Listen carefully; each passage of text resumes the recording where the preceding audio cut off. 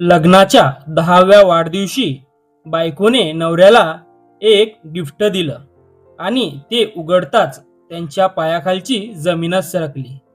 कारण त्या बॉक्समध्ये फक्त एका लहान मुलीचा फोटो होता आणि मागे लिहिलं होतं, ही तुझी मुलगी आहे. रात्रीचे 9 वाजले होते. देशमुखांच्या घरात आनंदाचं वातावरण होतं. आज अर्णव आणि मीराचा लग्नाचा 10वा वाढदिवस होता. घर पूर्ण लाईटने सजवलं होतं. नातेवाईक, मित्र, हशा, गाणी सगळं अगदी परफेक्ट दिसत होतं. मीरा लाल साडीत खूप सुंदर दिसत होती, तर अर्णव नेहमीप्रमाणे सगळ्यांमध्ये हसत फिरत होता. दोघांचा 7 वर्षाचा मुलगा वेद इकडून तिकडे धावत होता. सगळे म्हणत होते, काय जोडी आहे, देवाने बनवलेलं कपल. पण त्या हसऱ्या चेहऱ्यामागे एक असं सत्य दडलं होतं, जे फक्त मीराला माहीत होतं. केक कापला, सगळ्यांनी टाळ्या वाजवल्या. इतक्यात मीरा हसत अर्णव समोर एक छोटासा बॉक्स घेऊन आली. हे तुझ्यासाठी. अर्णव हसला. इतकं काय स्पेशल? उघडून बघ.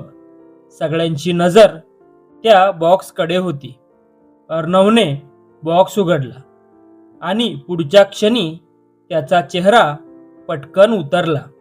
आत एका छोट्या मुलीचा फोटो होता आणि मागे लिहिलं होतं, ही तुझी मुलगी आहे. अर्णवच्या हातातून बॉक्स खाली पडला. घरात कुजबूज सुरू झाली. कोण मुलगी? काय झालं? अर्णवचं अफेअर होतं का? मीरा मात्र शांतपणे म्हणाली, हॅपी ॲनिव्हर्सरी, आणि वरच्या खोलीत निघून गेली. अर्णव लगेच तिच्या मागे गेला.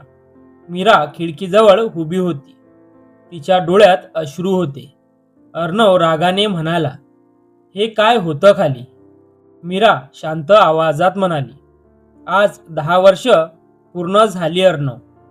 मला वाटलं आता तरी मला सत्य जाणून घ्यायचा अधिकार आहे. अर्णवचा आवाज थरथरला. कसलं सत्य? मीरा कपाटातून एक फाईल बाहेर काढत म्हणाली, त्या मुलीचं सत्य. तिने फाईल त्याच्या हातात दिली. त्यात काही जुने फोटो, हॉस्पिटल पेपर्स आणि बर्थ सर्टिफिकेट होतं. Father's name Arnav Deshmukh. अर्णवच्या पायाखालची जमीनच सरकली. हे तुला कुठून मिळालं? तो घाबरून म्हणाला. मीरा रडत म्हणाली, ती मुलगी मला भेटली. काय? 2 महिन्यापूर्वी मंदिराबाहेर? अर्णव शांत झाला. मीरा पुढे बोलू लागली. ती माझ्या जवळ आली आणि म्हणाली, तुम्ही मीरा आंटी आहात ना? तिच्या हातात तुझा फोटो होता. अर्णवच्या कपाळावर घाम आला. मग? ती मला एका छोट्या घरात घेऊन गेली आणि तिथे मी तिला पाहिलं. कोण? मीरा हळू आवाजात म्हणाली, रिया. हे नाव ऐकताच अर्णवच्या डोळ्यासमोर 10 वर्षापूर्वीचं आयुष्य उभं राहिलं. कॉलेज, प्रेम, रिया आणि अचानक झालेला अपघात. अर्णव खुर्चीवर बसला. रिया जिवंत आहे. मीरा शांतपणे म्हणाली, हो, पण आयुष्यभरासाठी तुटलेली. अर्णवच्या डोळ्यात अश्रू आले. मला सांगितलं होतं. ती गेली. मीरा म्हणाली, तुला खोटं सांगितलं गेलं. दुसऱ्या दिवशी अर्णव त्या पत्त्यावर गेला. छोटंसं जुनं घर. दार उघडलं. समोर रिया उभी होती. दोघं काही सेकंद एकमेकांकडे पाहत राहिली. रिया हलकसं हसली. खूप उशीर केलास. अर्णवच्या डोळ्यातून अश्रू वाहू लागले. रिया. त्याला शब्दच फुटत नव्हते. घरात ती छोटी मुलगी बसली होती. ती धावत आली. आई, हे कोण? रिया शांतपणे म्हणाली, तुझे बाबा. मुलगी आनंदाने अर्णवकडे पाहू लागली. पण अर्णव आतून पूर्ण तुटला होता. रिया, मला खरंच माहीत नव्हतं. तो रडत म्हणाला. रिया खिडकीबाहेर पाहत म्हणाली, त्या अपघातानंतर तुझ्या आईने मला भेटायला बोलावलं. त्यांनी मला पैसे दिले आणि तुझ्या आयुष्यातून निघून जायला सांगितलं. अर्णव हादरला. आई असं करू शकत नाही. रिया हसली. प्रत्येक आईला तिच्या मुलाचं सुख हवं असतं. अर्णव शांत झाला, कारण त्याच्याकडे उत्तर नव्हतं. त्या रात्री तो घरी परतला. मीरा बाल्कनीत बसली होती. अर्णव तिच्या समोर बसला आणि पहिल्यांदाच जोरात रडला. मी खूप मोठा अपराध केलाय, मीरा त्याच्याकडे पाहत म्हणाली. अपराध तू नाही, परिस्थितीने केलाय. अर्णव घाबरत म्हणाला, तू मला सोडून जाणार ना? मीरा शांत झाली. मला माहीत नाही. त्या रात्री तिला झोप लागली नाही, कारण एका स्त्रीसाठी सगळ्यात कठीण गोष्ट कोणती असते माहितीये? तिच्या नवऱ्याचा भूतकाळ नाही, तर हे जाणणं की कुणाचं तरी वर्तमान तिच्या सुखासाठी उद्ध्वस्त झालं. दिवस पुढे जात होते. अर्णव रोज त्या मुलीला भेटायला जाऊ लागला. तिचं नाव होतं अन्वी. ती आता हळूहळू बाबा म्हणू लागली होती आणि प्रत्येक वेळी अर्णव आतून तुटत होता, कारण तो हरवलेली वर्ष परत आणू शकत नव्हता. एक दिवस अन्वीने विचारलं, बाबा तुम्ही आता आमच्या सोबत राहणार? अर्णव शांत झाला, कारण त्याच्याकडे उत्तर नव्हतं.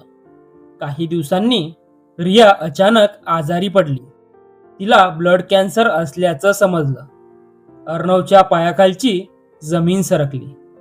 पण मीरा त्या मुलीसाठी पुढे आली, कारण तिला जाणवलं अन्वीचा काहीच दोष नव्हता. हळूहळू मीरा आणि अन्वीचं नातं तयार होऊ लागलं. एक दिवस अन्वीने मीराला विचारलं, मी तुम्हाला आई म्हणू शकते? हे ऐकताच मीराच्या डोळ्यात अश्रू आले. तिने तिला मिठी मारली. एका रात्री रियाची तब्येत अचानक खूप खराब झाली. तिला ICU मध्ये ॲडमिट केलं. अर्णव बाहेर रडत बसला होता. काही वेळाने नर्स बाहेर आली. रिया तुम्हाला बोलावते. अर्णव आत गेला. रिया खूप अशक्त झाली होती. ती हळू आवाजात म्हणाली, एक प्रॉमिस करशील? काहीही. अन्वीला कधी एकटं सोडू नकोस. अर्णवने तिचा हात घट्ट पकडला. कधीच नाही. रियाने मीराकडे पाहिलं. धन्यवाद. तू खूप चांगली आई बनशील. आणि पुढच्या क्षणी मशीनचा आवाज सरळ झाला. 6 महिन्यांनी घरात पुन्हा हसू ऐकू येऊ लागलं. अन्वी आता त्यांच्यासोबत राहत होती. वेद आणि अन्वी दिवसभर भांडायचे, खेळायचे. घर पुन्हा जिवंत झालं होतं. एक दिवस रात्री अर्णव बाल्कनीत उभा होता. मीरा त्याच्या बाजूला येऊन उभी राहिली. काय विचार करतोयस? अर्णव आकाशाकडे पाहत म्हणाला, काही नाती पूर्ण होत नाहीत, पण ती आयुष्यभर मनात राहतात. मीराने शांतपणे त्याचा हात पकडला, कारण प्रेम म्हणजे फक्त कोणाला मिळवणं नसतं. कधी कधी एखाद्याच्या अपूर्ण गोष्टीला स्वतःचं आयुष्य देणंही प्रेमच असतं. काही नाती अपूर्ण राहतात, पण त्यांची आठवण आयुष्यभर मनात जिवंत राहते. जर ही कथा तुमच्या मनाला थोडी सुद्धा भिडली असेल तर व्हिडिओला लाईक करा, शेअर करा आणि कमेंटमध्ये नक्की सांगा, मीराने अर्णवला माफ करायला हवं होतं का? आणि अशाच मनाला भिडणाऱ्या आणि भावनिक कथा ऐकण्यासाठी आपल्या मॉरल स्टोरीज चॅनलला आता सबस्क्राईब करा. धन्यवाद.